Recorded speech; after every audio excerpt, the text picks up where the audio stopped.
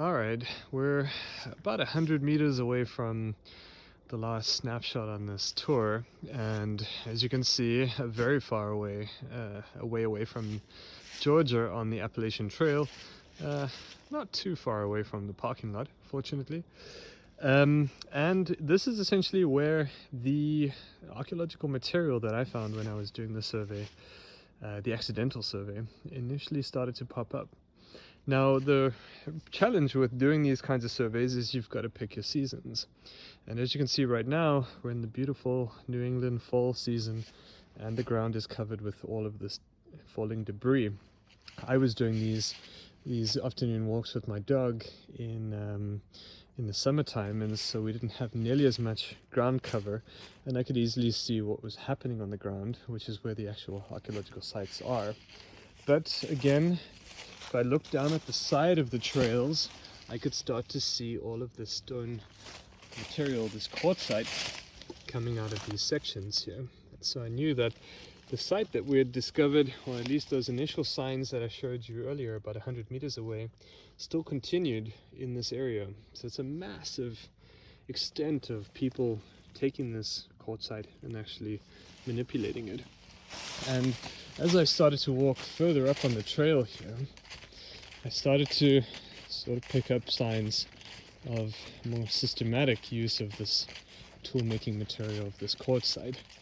I'm just taking you on a lovely little stretch of the trail to show you an area of around about where I started to actually pick up very definitive signals that these stones were being modified by humans, and potentially represent some kind of archaeological material. So it's around about here. Start moving some of the dirt away in areas just on the trail here.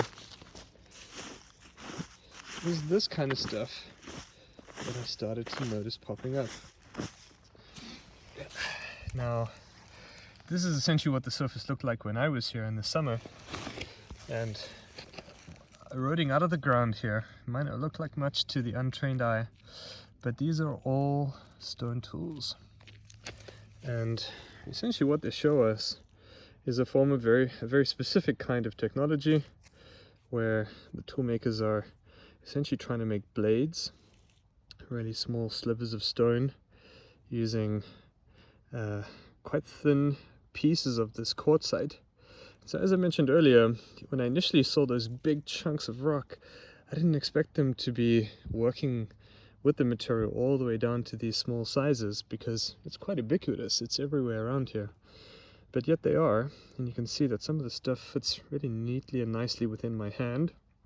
And it's essentially these little notches in the stone and these little steps like this that indicate to us that this is a systematic activity being conducted by humans, and we can actually find a whole bunch of different examples here in the actual quartzites themselves.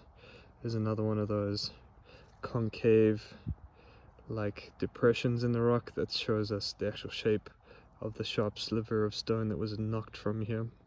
And literally this entire surface all the way down the trail here is just a whole floor of this eroding material. You can actually see, if I start to move it apart here, you can see them popping up again and again. So millions and millions of these tiny bits of stone that were smashed apart a long time ago by prehistoric tool makers who had settled themselves here along the Housatonic River in Falls Village.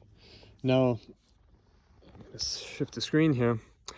Two important things to note here. One of them is, what do we do when we find a site like this? As archaeologists, we take a GPS location, we take pictures, and that's what I've done. We can add it to the state register of archaeological sites. If we want to dig a site like this, we apply for a permit, and we go through the official procedures to set up that project. That's something I hope to do in the future, and I think this will be a really cool site to dig. It's big, and the technology of how the stone was manufactured seems really interesting. And hey, who doesn't want to dig a site on the Appalachian Trail? I mean, come on. The other important thing is dating. Like, how do we know how old this site is? Well, at the moment, the kinds of technologies we see here on the rocks are not really indicative of any time period, the style in which the tools are made. And you'll recall that in previous weeks we dealt with what style is and how in the board's Binford debate, style became really important for people's arguments about whether or not these represent cultural groups. And in North America, people have used the style of stone tool making to determine how old sites are in the absence of absolute dating, topics that we dealt with last week. Now, a site like this, the technology itself is not distinctive enough to yet tell how old it is. However, if we dig, we might find stone tools that might be made in a certain style that could help us to relatively date it, determine roughly how old it might be. But we also might find some organic remains, some charcoal, fragments of bone that we can use to date the site using radiocarbon, which would be kind of the gold standard here.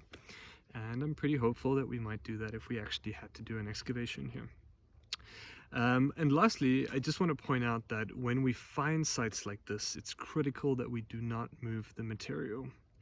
And, you know, I've scratched the surface here and picked up a few objects to get a better sense of them, but I've put them back where I found them, and I would never take anything from here. You know, although there are millions of pieces of rock, each one of them tells an important part of the story about the site and what people did here. And it's the whole collection of objects together that tell us the most interesting stories in the archaeological records. So, you know, picking stuff up, keeping it as a souvenir, taking it home, really does no good to us as archaeologists. It takes away from that picture. So if you find a site like this, take a GPS location, take some pictures, share it with your local state archaeologist, or send it to someone working at an archaeological department at a university nearby, and try to get their sense of what might be happening. Maybe people know about it already and can give you more information. Hey, maybe you even end up volunteering on the dig that happens at a site like this. I really would love to have many of you come and help me dig the site when we do open it up in the future. So that's essentially archaeological survey, and how in this case finding sites can be quite accidental. This is an advertising plug for getting out there and hiking. That's one of the best ways to find sites. Hiking, keeping your eyes on the ground, knowing what kinds of rocks people like to make tools from in the past. And when we have our week on stone tool technologies, we'll pick up these themes, talk about how to identify stone tools, what kinds of rocks make the best ones for tool making, and we'll continue those themes. And with that, I'm going to leave you with some beautiful views of the Appalachian Trail and some lovely sounds of New England in the fall.